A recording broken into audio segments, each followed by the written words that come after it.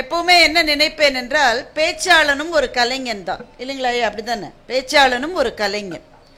ஆனால் எங்கள் கலை என்பது தனித்துவமான கலை. உடனே என்ன எழுத்தாளர்கள்லாம் வருத்தப்படுவாங்க, நீங்க மட்டும் என்ன 2 கொம்பு முளைச்சோம். அது இல்லை. எங்களுடைய கலை ஏன் தனித்துவமானது என்றால், ஒரு உதாரணம் சொல்ற, ஒரு பாடகர் இருக்கிறார். இப்ப அவருக்கு மனசு சரியில்லைன்னு வைங்க, என்ன செய்வாரு? வீட்டில் கதவை தாழ்பால் போட்டுட்டு தனியா கூட பாடலாம். தனியா பாடினாலே கூட அவருக்கு அந்த பாடுவதனுடைய இன்பம் கிடைக்கும். ஒரு நடன கலைஞர் இருக்கின்றார், அவங்க பிராக்டிஸ் பண்ணணும்னு சொன்னாக்க வீட்டில் யாரும் இல்லாட்ட கூட பாடலை போட்டு விட்டு ஒரு நடராஜர் சிலை இருந்தா போறோம், இல்லை அது இல்லாட்ட கூட இருப்பதாக பாவனை செய்து கொண்டு தனியாக ஒரு நடன கலைஞரால் நடனமாட முடியும். ஒரு ஓவிய கலைஞர் தனியாக யாருமே இல்லாம படம் வரையலாம் தானே, அப்படிதான் பல பேர் வரைவாங்க. ஐயா, நீங்க எல்லாருக்கும் டீ கொடுக்கறதுனா எனக்கு கூட நீங்க கொடுத்துருக்கலாம். அவர் கருமமே கண்ணா இருக்காரு இப்போ. அதனால பேசி முடிச்சப்புறம் கொடுத்துக்கலாம் ஐயா. தம்பி, பேசி முடிச்சப்புறம் கொடுத்துக்கலாம் ஐயா. இப்போ இதெல்லாம் பேச்சை கெடுக்கிறதுக்குன்னு நடுவில் சமோசா கொடுப்பது. இப்போ ஒரு வீணை இசை கலைஞர் தனியா வீணை வாசிக்கலாம், ஒரு ஓவிய கலைஞர் தனியாக ஓவியம் வரையலாம்.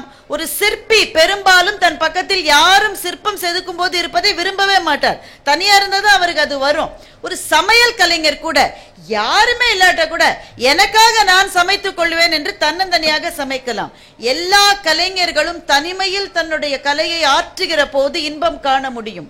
ஆனால் ஒரே ஒரு கலைஞர் மாத்திரம் தனியாக தன்னுடைய கலையை ஆற்றினால் அவங்கள ஹாஸ்பிட்டல்ல சேர்த்துருவாங்க. அது யார் என்பது நான் சொல்லாமலேயே உங்களுக்கு விளங்கும். பேச்சாளர்கள் தான் அவர்கள்.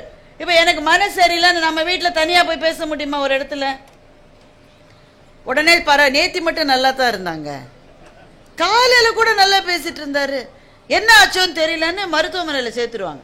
அதுல பேச்சு என்கிற ஒரு கலை மாத்திரம் 2 பரிமாணங்கள் கொண்டது. இது it's a one way path, it's a two way path. நாங்கள் உங்களிடம் வருகிற போது நீங்கள் எங்களிடம் வர வேண்டும். ஏதோ ஒரு பாதையில் நாம் சந்தித்துக் கொள்வோம். அதனால நீங்கள் அதில் வருவதற்கு விருப்பம் உள்ளவர்களாக இருக்கிறீர்களா என்று நாங்கள் அறிந்து கொள்வதற்கான ஒரே வழி உங்களினுடைய கைத்தட்டல் மாத்திரம்தான். அதனால இப்ப சில புத்தக கண்காட்சிகள்ல நான் பேசுற போது கீழே கமெண்ட்ல எழுதுறாங்க, இந்த அம்மா அடிக்கடி கைத்தட்ட சொல்லுகிறார்கள். இந்த கீரியும் பாம்பும் சண்டை விடுறவர் கூட அப்படித்தான் சொல்லுவாரு. அவரும் ஒரு கலைஞர் தானே, அவருக்கும் அந்த உற்சாகம் தேவைப்படுகிறது தானே. எனவே கொஞ்சம் கூட சோர்வு இல்லாமல், இல்ல சோர்வு இருந்தாலும் சோர்வு இல்லாத மாதிரி ஒரு நடிப்பு நடித்து தொடர்ந்து நீங்கள் ஊக்கத்தோடு கைத்தட்ட, ஊக்கம் அது கைவிடல் ஏன் சொல்லியிருக்காங்க, இதுக்குதான் இன்னைக்கு தலைப்பு. கைவிடாமல் நீங்கள் கைத்தட்டுவதற்காகத்தான் இந்த தலைப்பு. அதனால உற்சாகத்தோடு இருக்கிற உங்களுக்கு என்னுடைய பணிவன்பு கலந்த வணக்கங்கள். முதலில் இந்த புத்தக கண்காட்சிகளில் தமிழகம் எங்கும் நடக்கின்ற மிகச்சில அல்லது நிறைய புத்தக கண்காட்சிகளில் நான் பேசி வருகின்றேன். இது எனக்கே ஒரு உற்சாகம் தருகின்ற ஒரு முயற்சியாக அது இருக்கிறது. என்னவென்று சொன்னால், புத்தக கண்காட்சிக்கு வருகிற எல்லாருமே தீவிர இலக்கியத்தோடு பரிச்சயம் உள்ளவர்கள் என்று நாம் நினைக்க முடியாது. அப்படிதானங்களே ஐயா? தீவிர இலக்கியத்தோடு பயிற்சி இருக்கிறவர்கள் என்பவர்கள் வாசகர்களிலேயே ஒரு சிறு அளவுதான் இருப்பார்கள். அப்ப புத்தக கண்காட்சிகளை நடத்துகிற அரசினுடைய மற்றும் பப்பாசியினுடைய குறிக்கோள் என்னவென்றால், தீவிர இலக்கியங்களை படிப்பவர்களை மாத்திரம் வளர்த்தெடுப்பது அல்ல. ஒருவேளை உங்களில் சில பேர் படிக்கிற வழக்கத்துக்கு இன்னும் வரவில்லை என்று சொன்னால், நிறைய பேர் இருப்பீங்க, அதுவும் நாகர்கோவில் மாதிரியான பகுதியில் நிறைய படிக்கிறவர்கள் இருக்கிறார்கள். ஒருவேளை அந்த முயற்சியில் சில பேருக்கு தோல்வி ஏற்பட்டது என்றால், வாசிப்பிலே அவர்களுக்கும் ஆர்வத்தை ஏற்படுத்துவதற்காகத்தான் அரசு இவ்வளவு பெரிய முயற்சியை எடுத்து நடத்துகிறது. இப்ப நீங்க பாருங்க, அவங்க வருவாய்த்துறை அலுவலர் இருந்து எல்லாருக்குமே எத்தனை வேலைகள் அவர்களுக்கு இருக்கிறது. உங்க டெப்டி கலெக்டர் சார் வீட்டு அம்மாவும் அந்த பையனோட வந்திருக்காங்க. பல அலுவல்கள் இருக்கின்றன. என் கூட வந்த அவங்க அனுதிப்பா சொன்னாங்க, எந்த நேரமும் வேலை இருக்கிறது. அரசு அலுவலகங்கள்ல மாத்திரம் இல்லை, எல்லா அலுவலகங்களுமே இப்ப அப்படிதான் இருக்கு. ஒரு காலம் எங்க அம்மா அப்பா எல்லாம் வந்து அரசு ஊழியர்களாகத்தான் இருந்தாங்க. 5 மணினா 5 மணி கிளம்பி வந்துடுவாங்க. இன்றைக்கு அரசு ஊழியர்களால் அப்படி இருக்க முடியாது, காலங்கள் மாறிவிட்டன. இப்ப பல வேலைகளுக்கு நடுவிலே இதை ஏன் செய்து கொண்டிருக்கிறார்கள் என்றால், இது இந்த அரசினுடைய முயற்சி பாராட்டப்பட வேண்டியது. ஏன்? புத்தகம் படிப்பதாலே என்ன கிடைக்கிறது? புத்தகம் படிப்பதனாலே வாழ்க்கையை பற்றிய புது புது சிந்தனைகள் நமக்குள் உருவாகின்றன. நாம் வாழுகின்ற வாழ்க்கை பல சமயங்களில் சலிப்புடைய வாழ்க்கையாக இருக்கிறது.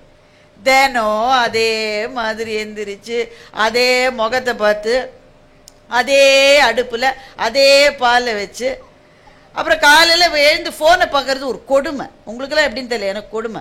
இன்னைக்கு எல்லாரும் குட் மார்னிங் சொல்றாங்க. உடனே ஒரு மலரை போட்டு குட் மார்னிங், உடனே ஒரு பறவை பறக்கிறத போட்டு குட் மார்னிங். ஏன் இவ்வளோ பேர் குட் மார்னிங் சொல்றீங்க? நீங்க சொன்னதுனால இந்த காலை இனிய காலை ஆகிவிட போகிறதா, இல்லை நீங்க சொல்லலைன்னா இந்த காலை மோசமான காலையாக மாறிவிட போகிற? அதில் சில பேர் சொல்லுவாங்க, நான் பல முறை குட் மார்னிங் அனுப்பிச்சேன், நீங்க அதுக்கு பதிலே போடலன்னு. என்னையா பதில் போடுவேன் அதுக்கு? இப்போ இது எல்லாம் அதே தான் நடக்குது வாழ்க்கையில், இல்லை? யோசிச்சு பாருங்க. அதே மாதிரி அலுவலகத்துக்கு வரோம், அதே மேலதிகாரி தான். தினம் தினம் ஒரு மேலதிகாரியை நமக்கு மாற்றுகிறார்களா? வாய்ப்பில்லை, வாய்ப்பில்லை ராஜா, வாய்ப்பில்லை. மேலதிகாரி அதே ஆளுதான். சரி, அவராவது ஒரு நாள் சிரிச்ச முகமா இருக்காரா? இல்ல, அவர் என்னைக்கும் அதே மாதிரி கடுகடுன்னு தான் இருக்காரு. இது எப்ப முடிக்க போறீங்க? டெட்லைன் என்ன? தினம் இதை கேட்கிறார். சரி, எல்லாம் முடிச்சு வீட்டுக்கு வரோமே, வந்த உடனே இன்னைக்கு லஞ்ச் நல்லா இருந்ததுன்னு ஒரு பிள்ளை ஒரு நாள் சொல்லியிருக்கா நம்ம கிட்ட? சொல்லுங்க, எவ்வளவு தாய்மார்கள் இருக்கீங்க? ஒரு நாள் சொல்லியிருக்கார். நாமே போய் கேட்போம், ஏண்டா அப்படியே சோத்தை மிச்சம் வச்சிருக்க? இது சோற, இது சோற. ரேகாவுடைய அம்மாவை பாரு, சப்பாத்தியும் பன்னீர் குருமாவும் அனுப்பிச்சிருக்காங்க. நீ என்ன அனுப்பிச்சிருக்க? அதே சோறு அதே குழம்பு, ஒரு பாராட்டு கிடையாது. இரவு படுக்க போகிற போது கணவர் அதே மாதிரி நான் படுக்க போறேன், மனைவி வீட்டு கதவை பூட்டியிருக்கான்னு பார்த்து கொசுவத்தியை அணைச்சி ஏற்றிட்டு பால் வந்து உர குத்துவாங்க சில வீட்டிலலாம், அடுத்த நாள் தயிர் வேணும்னு அதற்கு பிறை குத்தி விட்டு எல்லா வேலையும் முடிச்சு அதே மாதிரி படுத்து அலாரம் வைக்கிற போது எவ்வளவு சலிப்பா இருக்குல்ல? ஏதாவது புதுசா இருக்கா வாழ்க்கையில? இந்த வாழ்க்கையை புதிதாக மலர்ந்து மனம் வீச செய்ய வேண்டும் என்றால் அதற்கு ஒன்னே ஒண்ணுதான் நம்ம செய்யணும். ஒன்னே ஒண்ணுதான். ஒவ்வொரு நாளும் ஒரு அரை மணி நேரத்தை ஒரு புத்தகத்துக்காக கொடுக்க வேண்டும் என்பதை ஒரு கட்டுப்பாடாக, ஒரு டிசிப்ளினாக, ஒரு வாழ்க்கை கோட்பாடாக வைத்துக் கொண்டால் முதல்ல படிக்கும்போது கஷ்டமா தான் இருக்கும். உங்களுக்கு என்ன சொல்லிடுவீங்க? இங்கேயே பல பேர் கேட்பாங்க, புத்தகம் வாங்கியிருப்பீங்க ஐயா இல்லைங்களா? வாங்கியிருக்கீங்களா இல்லையா? வாங்கியிருக்கீங்க. உடனே வீட்டம்மா என்ன கேட்பாங்க? போன வருஷம் வாங்கின புத்தகம் என்னாச்சு? அதையே இன்னும் படிக்கல. படிக்கணும் தான் எடுக்கிறேன், 2 பக்கத்துலயும் அப்படியே கண்ணை இழுக்குது. இதுக்காக நீங்க பயப்படாதீங்க, எல்லாரும் அப்படித்தான் ஆரம்பிப்பாங்க. ஆரம்பிக்கிற போது அப்படித்தான் இருக்கும். ஆனா அதை ஒரு கட்டுப்பாடாக, ஒரு கோட்பாடு, செய்தே தீர வேண்டும் அப்படின்னு ஒரு நமக்கு நாமே விதித்து கொண்ட ஒரு கட்டளை போல அதை பின்பற்றினால் ஒரு 30 நாள், 1 மாசம், 1.5 மாசம் இதை செய்தால் போதும். நீங்கள் படிக்கிற புத்தகங்களிலிருந்து வாழ்க்கையினுடைய வாசல்கள் மிக விரிவாக தெரிவதற்கு வாய்ப்புகள் இருக்கிறது. இங்கதான் உட்கார்ந்துட்டு இருக்கோம், இதே நாகர்கோவில் தான், இதே வேளிமலை தான், இதே தெரு தான், இங்கேதான் இருக்கும். ஆனா நம்மால் ரஷ்யாவிலே இருக்கிற உறைபனியை உணர முடிகின்றது. சென்னையிலே இருக்கின்ற கடும் வெப்பத்தை உங்களால் தகிக்க தகிக்க உங்களுடைய தோலிலே அதை உணர முடிகின்றது. நீங்க அங்க போகணும்ன்றது அவசியம் இல்லை. முத்துலிங்கம் என்கின்ற அபாரமான ஒரு தமிழ் எழுத்தாளர் இருக்கிறார். இங்க இருக்கிற பல, இங்க அம்மா வந்து சொன்னாங்க, இங்க எல்லாரும் பேச போறாங்க, நீங்களாம் கிளம்பி வாங்க. இனிமே அப்படி சொல்லாதீங்க. ஏனென்றால் இந்த புத்தக கண்காட்சி நடத்துவதனுடைய நோக்கம் நீங்களும் புத்தக கடைகளில் இருக்க வேண்டும் என்பதை தவிர இங்கே வந்து இருக்க வேண்டும் என்பதற்காக. அங்க ரொம்ப நேரம் நின்று கால் வலித்து ஒரு சேஞ்ச் வேணும்னா தான் இங்க வரணுமே தவிர உங்களுடைய வேலை புத்தக கடையில இருப்பதுதான். நீங்க முத்துலிங்கம் என்கின்ற எழுத்து, இவர்கள் எல்லாம் தமிழுக்கு கிடைத்த வரம், வேற என்ன சொல்ல முடியும்? முத்துலிங்கத்தினுடைய கதைகளை படிக்கிற போது எத்தனை வாசல்கள் நமக்கு திறக்கின்றன. அவர் ஈழத்து எழுத்தாளர். ஈழத்திலே யாழ்ப்பாணத்தில் இருக்கிற கொக்குவில் என்கின்ற ஊரை சேர்ந்தவர் தான் முத்துலிங்கம். கொக்குவில் என்ற ஊருக்கு நான் போனதில்லை. யாழ்ப்பாணம் வரை போயிருக்கிறேன். யாழ்ப்பாணத்துல ஒரு ஆட்டோ வச்சுக்கிட்டு கொக்குவில் போகணும்னா ஆட்டோக்காரர் என்கிட்ட கேட்கிறாரு, அது எங்க இருக்குன்னு கேட்கிறாரு. அவ்வளவு சின்ன ஊர். யாழ்ப்பாணத்திலே இருக்கிற ஒரு ஆட்டோக்காரருக்கு கூட தெரியாத ஊர். ஆனால் எனக்கு அந்த ஊரை பற்றி எல்லாம் தெரியும். அந்த ஊரில் என்ன தெரு இருக்கிறது என்று தெரியும், அந்த ஊரில் என்ன கோவில் இருக்கிறது என்று தெரியும், அந்த கோவிலிலே இருக்கிற அந்த தெருவுக்கு நடுவில் ஒரு கிணறு இருக்கிறது என்ற தகவல் எனக்கு தெரியும். எப்படி? நீங்க கூகுள் மேப்ல போட்டா கூட வராது அந்த ஊரு. ஆனால் அந்த ஊரை பற்றி எனக்கு எல்லாம் தெரியும். நான் நேரே போய் பார்த்திருந்தால் கூட எனக்கு தெரியாததெல்லாம் அந்த ஊரை பற்றி எனக்கு தெரிந்திருக்கிறது என்றால் அதற்கு காரணம் ஆ. முத்துலிங்கம் என்ற எழுத்தாளர் அந்த ஊரை பற்றி எழுதியிருக்கின்றார். அது அவர் ஆப்கானிஸ்தானுக்கு போயிருக்காரு. நான் ஆப்கானிஸ்தானுக்கு போனதில்லை, இனிமே போவேன்ற நம்பிக்கையும் எனக்கு இல்லை. பாகிஸ்தானிலே பணியாற்றி இருக்கிறார். ஆப்பிரிக்காவிலே இருக்கிற மிக மிக மிக வறுமை வாய்ந்த நாடான சியாரோ லெனன் என்ற நாட்டிலே அவர் வேலை செய்திருக்கிறார். இந்த நாடுகளுக்கெல்லாம் நான் போனதில்லை, இனிமேலும் போக போவதில்லை. ஆனால் இந்த நாடுகளை பற்றி எனக்கு தெரியும், அங்க என்ன இருக்கிறது என்று எனக்கு தெரியும். ஏனென்றால் எழுத்து என்பது, புத்தகம் என்பது புது புது வாசல்களை நமக்காக திறந்து கொண்டே இருக்கிற ஒரு அமுத சுரபி. அப்போ சலிப்பு தருகிற நம்முடைய அன்றாட வாழ்க்கையிலிருந்து நமக்கு ஒரு விலக்கு வேண்டும் என்றால், சாளரங்கள் திறக்க வேண்டும் என்று சொன்னால் புத்தகங்களை தவிர நமக்கு வேறு வழி இல்லை, வேறு கதி இல்லை. இதை உங்களிடம் சொல்லுவதற்காகத்தான் பேச்சாளர்களை இங்கே கூப்பிடுகிறார்களே தவிர வேறு எதற்காகவும் இல்லை.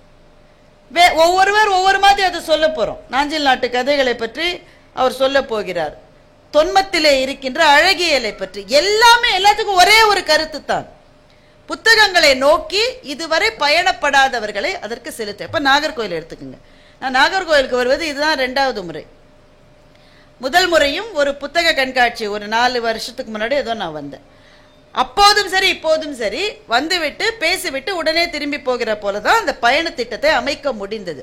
ஆனால் உங்கள் ஊரை பற்றி எனக்கு நிறைய விஷயங்கள் தெரியும். பார்வதிபுரம் என்று உங்கள் ஊரிலே ஒரு பகுதி இருப்பது எனக்கு தெரியும். நான் இருக்கிற சென்னையிலேயே நான் வசிக்கிற சாலி கிராமத்துக்கு அடுத்து என்ன இருக்குன்னு எனக்கு தெரியாது.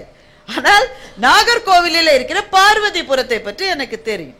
உங்களுடைய வேலி மலையை பற்றி எனக்கு தெரியும். இங்க இருக்கிற அந்த கொர கோயில் என்று நீங்கள் சொல்லக்கூடிய அந்த தெய்வங்கள் இருக்கிற கோவிலை பற்றி எனக்கு தெரியும். எப்படி உங்களுக்கு தெரியும் என்றால், நான் ஆசானாக வழிபடுகின்ற, இன்றைக்கு தமிழ் இலக்கியத்தின் மணிமுடி பதவியிலே இருக்கின்ற அந்த இடத்திலே இருக்கிற திரு ஜெயமோகன் அவர்கள் உங்கள் ஊர்க்காரர்.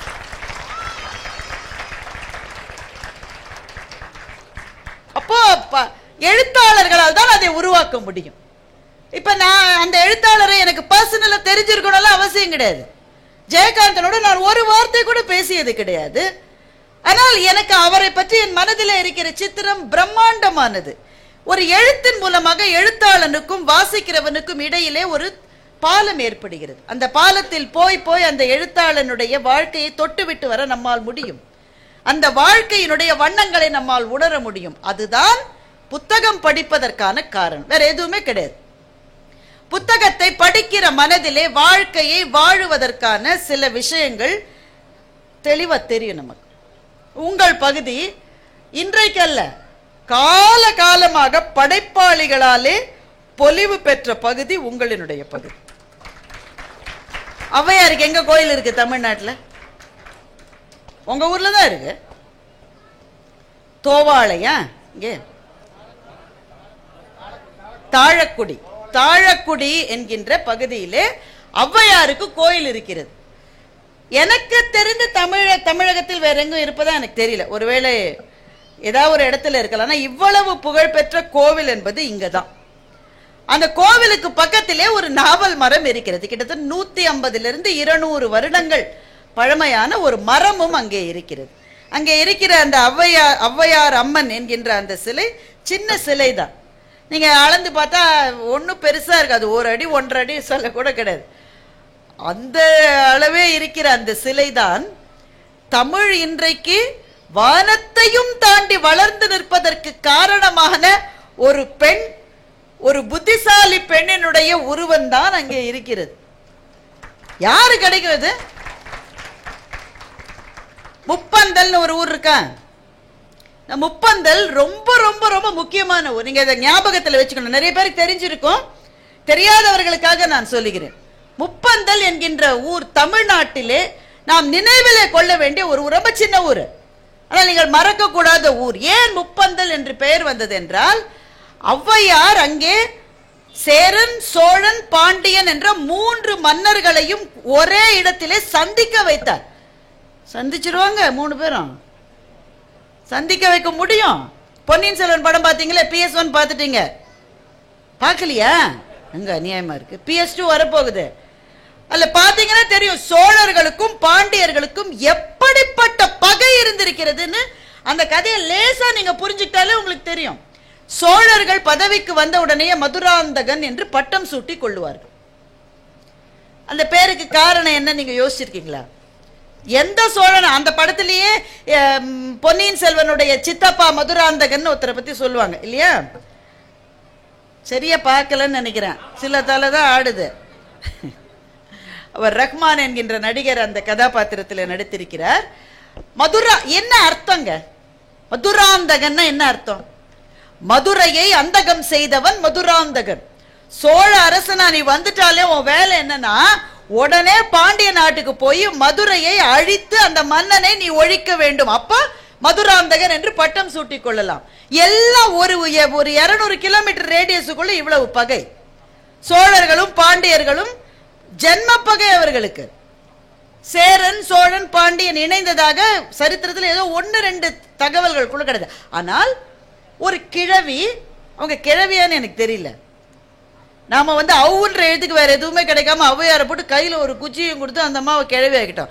ஏன் கிழவியா இருக்கணும்? இளம் பெண்ணாக ஏன் ஔவை இருந்திருக்க கூடாது என்றால் ஒரு கதை இருக்கிறது, நீங்கள் கேள்விப்பட்டிருப்பீர்கள். பயணம் செய்ய விரும்பிய ஔவை, பாட விரும்பிய ஔவை, ஆனா வீட்டில் திருமணம் செய்ய வேண்டும் என்று நினைக்கிறார்கள். அதனால் விநாயக பெருமானை வேண்டி என்னை கிழவியாக்கி விடு என்ற வரத்தை கேட்டாள் ஔவை என்று ஒரு கதை இருக்கிறது. இந்த கதை உண்மையா பொய்யா என்று எனக்கு தெரியாது. ஆனால் எனக்கு தெரிந்த ஆணோ பெண்ணோ இளமையைத்தானே வரமாக கேட்பார்கள். உண்டா இல்லையா? கண்ணாடியில பாக்குற போது கொஞ்சம் 2 வெள்ளை முடி தெரிஞ்ச உடனே என்ன செய்யறான்? டேய் வாங்கிட்டு ஓடுற ஓடுற ஓடுற. யாரு வயதாவதை தோற்றத்தில் பார்க்க யாருக்கு விருப்பம்? அவை ஒருத்தி தான் விருப்பப்பட்டிருக்கா. ஏன்? தமிழின் மீது அப்படிப்பட்ட காதல். நான் கிழவியானாலும் பரவாயில்ல, ஆனா திருமணம் என்று அந்த அமைப்புக்குள்ள போயிட்டா பயணம் செய்ய முடியாது, பாட முடியாது என்று ஆசைப்பட்டது எனக்கு தெரிந்து உலகத்திலேயே அவை ஒருத்தி தான். காரைக்கால் அம்மையும் அப்படித்தான். அவர் பேய் உருவம் கேட்டார் என்று கதைகள் சொல்லுகின்றது.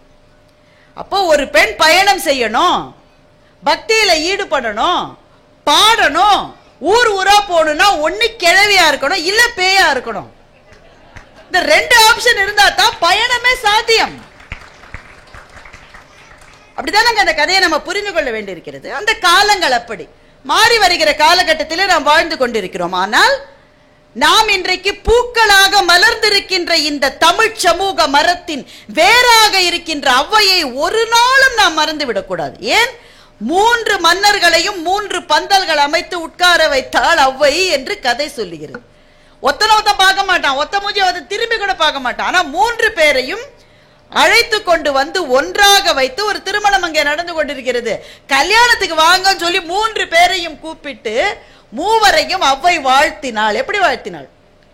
நல்லா இருங்க, இன்னும் நிறைய ஜெயிச்சு நிறைய செல்வந்த 3 பேரும் இன்று போல் எப்போதும் ஒற்றுமையாக இருங்கள் என்ற வாழ்த்தை ஔவை சொன்னதாக நம்முடைய இலக்கியம் சொல்லும்.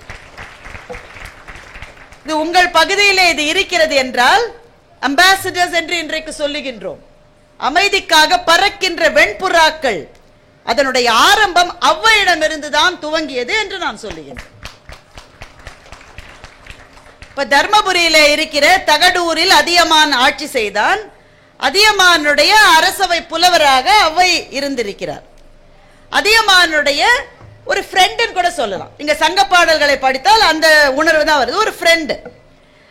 அதியமானுக்கும் காஞ்சிபுரத்திலே இருக்கிற தொண்டைமானுக்கும் போர் உருவாகுவதற்கு ஒரு சூழ்நிலை வந்தது.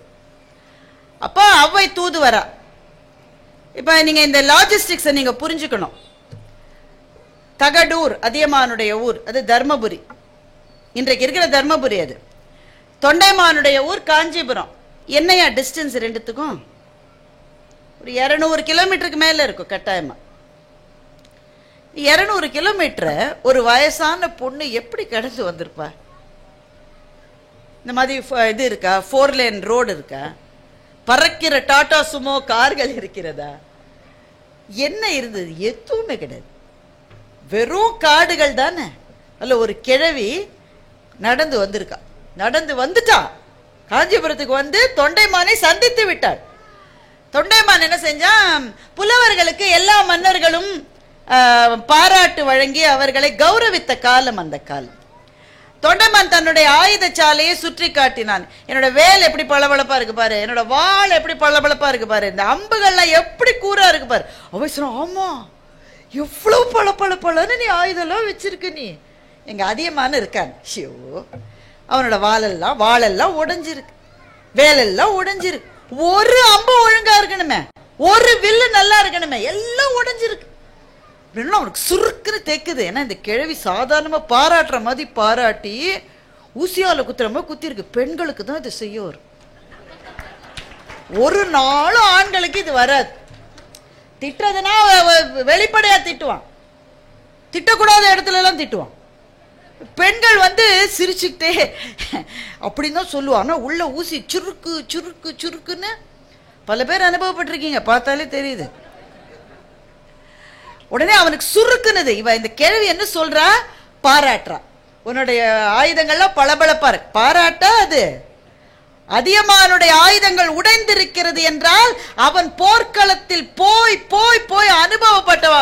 பாப்பா நீ பச்சாடா கண்ணு, உனக்கு எதுவும், நீ இன்னும் போருக்கே போல, அதனாலதான் பளபளப்பா இருக்கு உன்னுடைய ஆயுதங்கள். அவனோட நீ மோதினா இருக்க மாட்ட. இதுதான் மெசேஜ். ஆனா இந்த மெசேஜை எப்படி சொல்றா? நல்ல இனிப்பு தடவிய வார்த்தைகளா. அந்த மெசேஜ் வந்து போச்சா? தொண்டைமான் அதை வாங்கி கொண்டானா என்றால், நாம் தெரிந்தவரை நம்முடைய வரலாற்றில் அதியமானுக்கும் தொண்டைமானுக்கும் போர் நடந்ததாக குறிப்பே இல்லை. எனவே அந்த போர் தடுக்கப்பட்டது. அப்போ அம்பாசிடரா வந்த அவ்வை வெற்றிகரமாக தன்னுடைய பணியை முடித்திருக்கிறாள் என்ற முடிவுக்குத்தான் நாம் வர வேண்டியிருக்கிறோம். நிறைய சொல்லலாம், ஒரு முழு பேச்சு அவையை பற்றி பேசலாம். ஏனென்றால் புத்திசாலியான பெண்களை உலகம் வியந்து பாராட்டும். இப்ப பல பெண்களுக்கு என்னை யாருமே மதிக்கிறது இல்லைன்ற குறை இருக்கிறது. நிறைய பெண்கள் என்னை சந்திக்கிற போது அவர்கள் வைக்கிற முதல் விஷயம், யாருமே என் பேச்சுக்கு மதிப்பே கிடையாதுங்க. எங்க வீட்டுல சின்ன வாண்டுல இருந்து பெரிய ஆளு மட்டும் ஒருத்தர் என் பேச்ச மதிக்கணுமே. நான் பாடு கரடி மாதிரி கத்திக்கிட்டே இருப்பேன். நீ ஏன் கரடியா கத்துறமா? நீ மனுஷியா பேசு. நீ ஒண்ணு என்ன மதிக்கிறதில்ல. இப்போ மதிப்பு என்பது கேட்டு பெறுவதல்ல சகோதரிகளே. மதிப்பு என்பது கோரி பெறுகிற பிச்சை அல்ல. அது உங்களுக்கு கிடைக்க வேண்டிய அங்கீகாரம். அந்த அங்கீகாரம் எப்படி வரும் என்றால் அறிவின் தெளிவினால் வரும், உழைப்பின் மேன்மையினால் வரும். இது ரெண்டு நாள் தான் வரும். இதுக்கு வேற வழியே கிடையாது. பெரிய பதவிகள் இருக்கிறவர்களுக்கு அங்கீகாரம் கிடைக்கிறது நீங்க நினைக்கலாம். அந்த அங்கீகாரம் அந்த நாற்காலிக்கு தவிர அந்த நபருக்கு அல்ல. அவர் அங்கிருந்து போன உடனே ஃபேர்வெல் அன்னைக்கு பெரிய மாலையை போட்டு நீள நீளமா கவிதை எல்லாம் வாசிப்பாங்க, பார்த்திருக்கீங்களா? சில பேர் நீளமா பேசுவாங்க ஃபேர்வெல் அன்னைக்கு. இவரை போல உண்டா? நானும் பிறந்ததிலிருந்து பார்த்திருக்கேன். இப்படி ஒரு அதிகாரி இனிமேல் இந்த உலகத்தில் தோன்றவே மாட்டார் எல்லாம் சொல்லிட்டு மாலையை போட்டு வீடு மட்டும் வருவாங்க. ஏன் வீடு மட்டும் வராங்க? இந்த ஆளு திரும்பி ஓடி வந்து சேர்ல உட்காந்துப்பான்னு பயம். இப்ப இதெல்லாம் அங்கீகாரம் கிடையாது. இது நாற்காலிக்கான அங்கீகாரம், நபருக்கான அங்கீகாரம் இல்ல. தனி நபராக ஆணோ பெண்ணோ அங்கீகாரம் வேண்டும் என்றால் அறிவின் திவலைகள் வெளியிலே தெரிக்கிற போதுதான் அங்கீகாரம் கிடைக்கும். அவ்வைக்கு அப்படிதான் கிடைச்சது. அங்கீகாரம் கொடுக்கிற அளவு அவ்வைக்கு என்னங்க இருந்தது? பெரிய தோற்றம் வடிவெல்லாம் இருந்ததா? இல்ல. நாமே சொல்லிட்டு அவங்க பாட்டியா இருக்கிறதுக்கு நிறைய வாய்ப்பு இருக்குன்னு சொல்லிட்டு, பாட்டிகளும் அழகா இருக்கலாம், அது வேற விஷயம். ஆனா அவ்வை பாட்டி அந்த அழகுக்காக பெருமை பெற்றவர் அல்ல. அப்ப காசு நிறைய இருந்ததா? காசு இருக்கிறவனுக்கு எப்பவுமே அவன பணக்காரனை சுத்தி 10 பேரு, பைத்தியக்காரனை சுத்தி 10 பேரு. அப்ப பணம் இருக்கிறவர்களை சுற்றியும் நிறைய பேர். இந்த ஃபேன் என்னங்க ரொம்ப தொந்தரவு இருக்கேன். சரி, ஓகே. பணம் இருப்பதனாலே அங்கீகாரம் வந்ததா? இல்லை. அப்ப எதனால் வந்தது என்றால் அவளுடைய அறிவினால் வந்தது. எப்படி? ஏதாவது உதாரணம் இருக்கா? ஒரு மன்னனை பாராட்டுவதற்காக புலவர்கள் எல்லாம் கூப்பிட்டாங்க. உங்களுக்கு தான் தெரியுமே, உடனே நம்ம புலவர்கள் நீள நீளமா எவ்வளவு பெரிய கவிதை எழுதிட்டாங்க. 23ஆம் புலிகேசியில வடிவேலு 2 புலவர்கள் பாட வரும்போது மல்லாந்து பாடு. அது மாதிரி மன்னர்களை பாராட்ட ஏகப்பட்ட பாட்டு எழுதிக்கிட்டு வந்துட்டாங்க.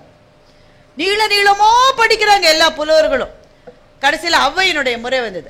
நீ பாடு அரசரை பற்றி. வரப்புயர அப்படின்னு சொல்லிட்டு வீட்டுக்கு போயிடுச்சு. இந்த மன்னனுக்கு புரியவே இல்லை. என்னம்மா பாட்டு ஆரம்பிக்கிறதுக்குள்ள முடிஞ்சிருச்சே, அவ்வளவுதான் பாட்டு. வரப்புயரன்னு ஒரு வாழ்த்தா? ஔவை சொன்னா, நான் சொன்னது உனக்கு புரியல. வரப்புயர நீர் உயரும், நீர் உயர நெல் உயரும், நெல் உயர குடி உயரும், குடி உயர கோல் உயரும், கோல் உயர கோன் உயர்வான் என்று ஔவை சொன்னார். ஒரு வரப்பு உயர்ந்திருக்கிறது என்றால் இந்த வரப்பை நல்லா எடுத்து கட்டியிருக்காங்கன்னா நீர் தேங்கும், நீர் உயரும். நீர் வளம் நன்றாக இருந்ததென்றால் பயிர் நன்றாக இருக்கும். பயிர் நன்றாக இருந்தால் மாத்திரம்தான் ஒரு சமூகத்தில் மக்கள் நன்றாக வாழ முடியும். மக்கள் நன்றாக வாழ்ந்தால் அரசன் தானாவே நல்லா இருப்பான்ப்பா, நான் வாழ்த்தணும்னு அவசியம் இல்லைன்றத வரப்புயர் என்ற ஒரு சொல்லுல சொல்லிட்டு இந்த அம்மா வந்திருக்குன்னா, இத்தனை பெரிய ஒரு படைப்பாளி, ஒரு புத்திசாலி, தமிழ் சமூகத்தினுடைய விவேகத்தினுடைய ஆணி வேர் என்று நான் மதிக்கின்ற அவை இந்த பகுதியிலே இருந்து இத்தனை செயலையும் செய்திருக்கிறாள் என்றால், இங்கே வாழ்கிற நீங்களும் கொடுத்து வைத்தவர்கள். அவை பாடிய அந்த தமிழை தாய்மொழியாக கொண்டு இருக்கிற நாம் எல்லாருமே கொடுத்து வைத்திருக்கிறோம். இன்டெலிஜென்ஸ் என்றது மொழியினால மாத்திரம் வரையறுக்கப்படுவது அல்ல. மொழி அறிவு என்பது ஒரு பெரிய அறிவு. ஆனால் புத்திசாலித்தனம் என்பது மொழி அறிவு மாத்திரம் அல்ல, அதையும் தாண்டிய விவேகம். அதனால்தான் வள்ளுவன் ஒரு இடத்தில் கூட குறளில் தமிழ் என்ற சொல்லை பயன்படுத்தவே இல்லை. இங்கே இருக்கா திருக்குறள்ல தமிழ் இங்கே எதிர்க்கார கிடையாது. இன்னும் சொல்ல போனால் திருவள்ளுவர் என்று நாம் வணங்குகிற அவருடைய பெயரே வள்ளுவரா என்பது உறுதி செய்யப்படவே இல்லை. ஒரு எங்க பெயரை போட்டிருக்காரா? ஒரு சிற்பி எங்காவது தன்னுடைய சிற்பத்தில் பெயரை போட்டுக் கொள்வானா? நண்பர்களே, அது அவர்களுடைய தர்மம், அது அவர்களுடைய தன்னறம். ஒரு சிற்பி கூட பேரை போட்டுக்க மாட்டான். நாம தான் ஒரு லைட் வாங்கி கொடுத்துட்டு அதுல முக்காவாசி நம்ம பேரை எழுதிப்போம். இருக்கிற 64 சிற்பங்களை செதுக்கி இருக்கிற சிற்பி யாருங்க? சிற்பி யாருக்கா தெரியுமா? இங்க உங்களுடைய தானுமாலயன் ஆலயம் இருக்கிறது, எவ்வளவு சிற்பங்கள் இருக்கு. சிற்பி பேர் என்ன தெரியாதுங்க, தெரியக்கூடாது. அதுதான் அவர்களினுடைய அறம். அப்படித்தான் வள்ளுவன் ஒரு சிற்பி மாதிரி திருக்குறள் என்று வழங்கப்படுகிற இலக்கியத்தில் தன் பெயரை எங்கேயுமே வள்ளுவன் பதிந்தது இல்லை. அந்த குறள் என்பதனாலே, ஒருவேளை அவர் சார்ந்த சமூகத்தினுடைய பெயர் என்பதனாலே வள்ளுவன் என்ற பெயர் மரியாதைக்காக திரு அதிலே சேர்ந்து திருவள்ளுவர் என்று நாம் ஒரு ரெஃபரன்ஸுக்கு சொல்றோமே தவிர அவர் பெயர் அதுதான் என்பதற்கு ஒரு விதமான சான்றையும் அவர் விட்டு செல்லவில்லை. அப்போ மாமேதைகள், விவேகிகள் அப்படித்தான் இருப்பார்கள். அவர்கள் ஒரு மக்கள் திரளுக்கு, ஒரு ஜாதிக்கு, ஒரு சமயத்துக்கு, ஒரு மொழி பேசுபவர்களுக்கானவர்கள் அல்ல, அவர்கள் உலகத்துக்கு பொதுவானவர்கள். ஔவையும் அப்படித்தான். அப்படிப்பட்ட மாபெரும் விவேகியினுடைய மண் இந்த மண். அந்த ஔவைதான் ஊக்கமது கைவிடேல் என்று சொல்லியிருக்கின்றனர். ரொம்ப சந்தோஷம். சென்னையிலிருந்து இந்த இடத்துக்கு இந்த புத்தக கண்காட்சியில் கலந்து கொள்வதற்கு ஒரு பெரிய ஏரியாவில் நடத்துறீங்க. பார்க்கவே சந்தோஷமா இருக்கு. சில இடத்துல இடம் கம்மியாக இருக்கும், அதுக்குள்ளே கஷ்டப்பட்டு பண்ணுவாங்க. உங்களுக்கு பெரிய இடம் இருக்குது அப்படிங்கிறது ரொம்ப மகிழ்ச்சியாக இருக்கிறது. நமக்கு கொடுத்துருக்கக்கூடிய தலைப்பின் பெயர் ஆனா ஆவண்ணா. அது என்ன ஆனா ஆவண்ணா அப்படின்னா, அதுக்குள்ளே என்ன வேணாலும் அதுக்குள்ளே கொண்டு வந்துடலாங்கிறதுக்காண்டி இந்த ஆனா ஆவண்ணா அப்படின்னு ஒரு தலைப்பு. நான் இது மாதிரியான நிகழ்வுகளுக்கெல்லாம் போகிறப்ப பெரும்பாலும் என்ன பண்ணுவோன்னா, ஒரு தலைப்பு இருந்தாலும் கூட அங்கே வந்திருக்கக்கூடியவர்களிடம் உங்களுக்கு என்ன மாதிரியான விஷயங்கள் வேண்டும் என்று கேட்டு தெரிந்து கொள்வது ஒரு நமக்கு சௌரியமாகவும் இருக்கும். ஏன்னா நமக்கு தெரிஞ்சதை சொல்கிறத விட உங்களுக்கு என்ன வேணுமோ அதை பேசினா சற்று கவனித்து கேட்பீங்க அப்படிங்கிற ஒரு நம்பிக்கையில். அதனால் ஒரு மைக்கு உள்ளே கொடுப்போம். நான் என்ன தலைப்பில் பேச வேண்டும் என்று நீங்கள் ஆசைப்படுகிறீர்கள், அதை நான் ஆனாவுக்குள்ளே கொண்டு வந்துடுறேன். சரியா? மைக் இருக்கா? ஒரு 30 நிமிஷத்துக்குள்ள 30க்கும் மேற்பட்ட திருக்குறள்களை எண்களோடு சொல்லி நான் இன்னைக்கு தான் சார் முதல்ல பார்த்தேன். சார் வாழ்த்துக்கள் சார். நன்றி சார், ரொம்ப நல்லா இருந்தது சார், வாழ்த்துக்கள். அவ்வளோ ஷார்ட்டர் டைமுக்குள்ள அவ்வளவு குறள்கள், அதற்கு அர்த்தம், அதோடைய எண், அதெல்லாமே. மைக்கு கொடுங்க கொடுங்க. உங்க ஊர்ல பேச மாட்டீங்களாம்ல, பார்ப்போம். இப்ப தெரிஞ்சிரும்ல. நீங்க உரையாற்றிடாதீங்க, என்ன தலைப்பை நான் பேசுறேன்னு சொல்லிருங்க. இங்க ஒருத்தர் கேட்கிறாரு பாருங்க, நீங்க தான் சத்தமா பேசுறீங்களே, சொல்லுங்க சொல்லுங்க. கேக்குது கேக்குது.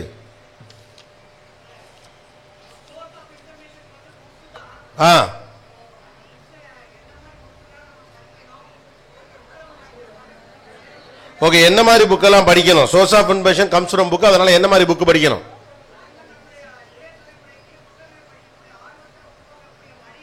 ஓகே, என்ன புக்ஸ் படிக்கணும்? இளைய தலைமுறைக்கு புக்ஸை படிக்கிறதுக்கான ஆர்வம்.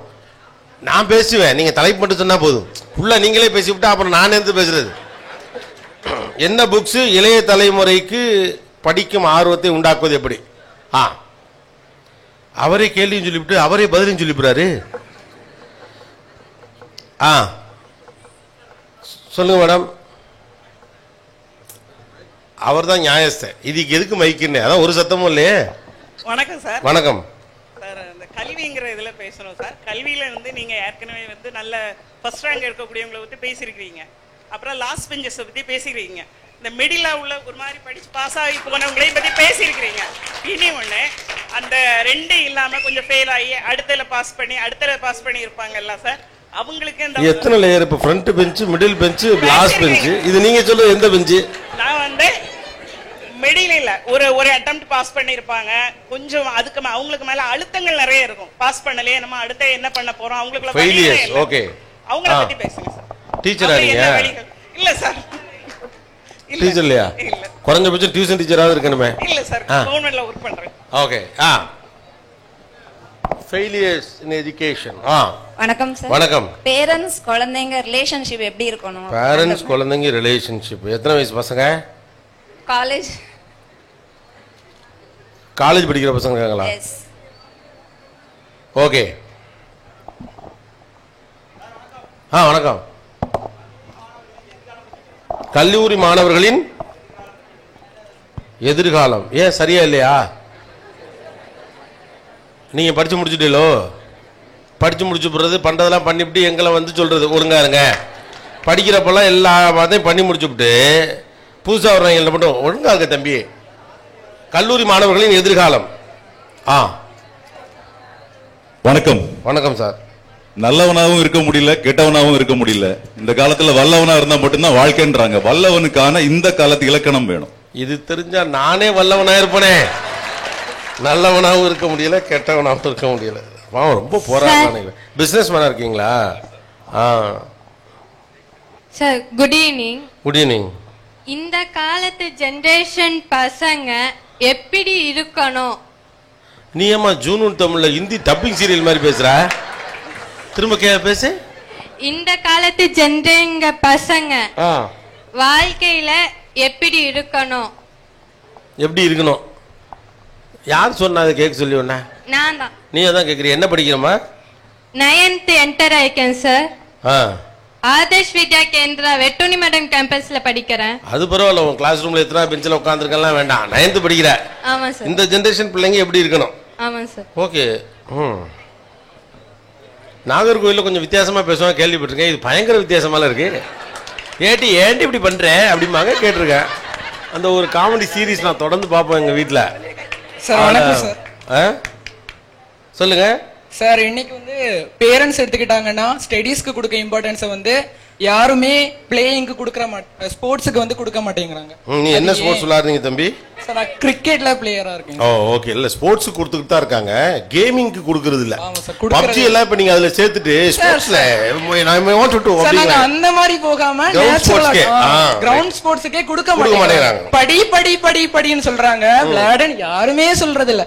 10th படி, 12th படி, காலேஜ்னா படி. விளையாடுன்னு சொல்றதே இல்ல சார். அது ஏன் அப்படின்னு சொல்றத. ஓகே. ஆனா இந்த ரெண்டு சிக்கல் இருக்கு, அதே நான் சொல்றேன். ஏன்னா இப்ப முன்னாலாம் கிரவுண்ட்ல விளையாடுவாங்க, இப்பெல்லாம் கிரவுண்ட்ல தான் டென்ட்டே அடிக்கிறானுவோ. கிரவுண்ட்ல போய் பார்த்தா ஸ்டம்ப் எல்லாம் தனியா இருக்கு, இவங்க எல்லாம் சைடுல இருக்கானுவோ.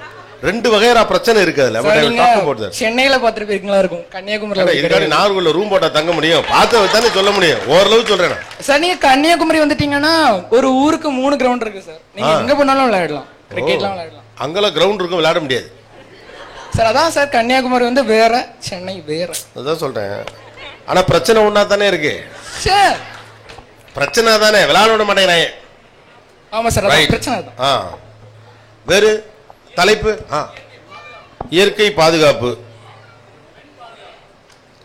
இயற்கை பாதுகாப்பு, பெண் பாதுகாப்பு. என்ன தம்பி ஒவ்வொன்றும் ஒவ்வொரு நவரும் பேசுற மாதிரி இருக்கே, ஒன்னோட ஒன்று கணக்கே பண்ண முடியாமல் இருக்க.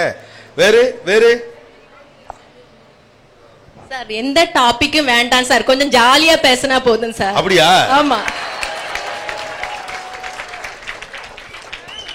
அவங்க ஒரு ஜாலி மூட்ல இருக்காங்க.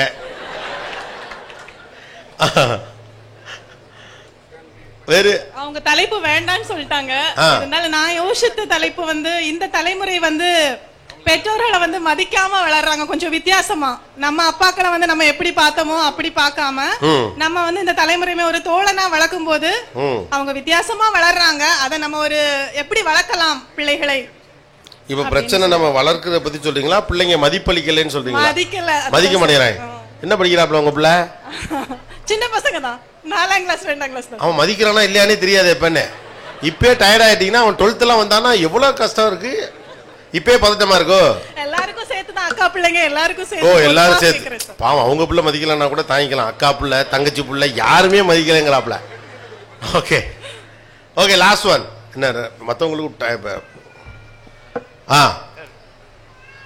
ஓகே போலாமா? Anything else? வீட்டையும் நாட்டையும் காக்கிற மாதிரி படிப்பா? எல்லா படிப்புமே அதுக்கு தானே இல்லையா? வீட்டையும் நாட்டையும் காப்பதை போன்ற படிப்பு.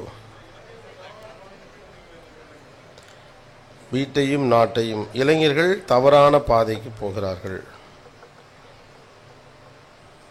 சரி சார், வணக்கம் சார். தற்கால கல்வி முறையும் மாணவர்களின் எதிர்காலம். தற்கால கல்வி முறையும் மாணவர்களின் எதிர்காலம். இப்ப கல்வி முறையில் என்ன பிரச்சனை? போஸ்ட் கொரோனாவுடைய இம்பாக்ட்.